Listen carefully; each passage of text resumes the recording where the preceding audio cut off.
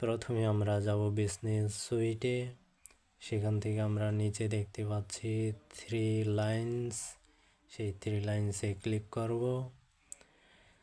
3 লাইনসে click করার পরে আমাদের সামনে একটা ইন্টারফেস আসবে। সেখানে দেখব আমরা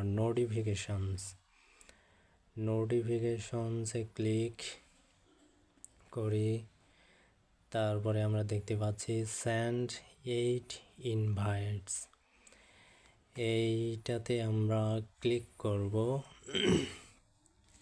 এখান থেকে আমরা যদি ক্লিক করি তাহলে আমরা দেখতে পাব যে আমাদের পোস্টে যারা লাইক এবং কমেন্ট করেছে তাদের কাছে একটা নোটিফিকেশন চলে যাবে, এবং তারা যদি সেই নোটিফিকেশনটা অ্যাকসেপ্ট করে তাহলে তারা আপনার পেজের ফলোয়ার হয়ে যাবে।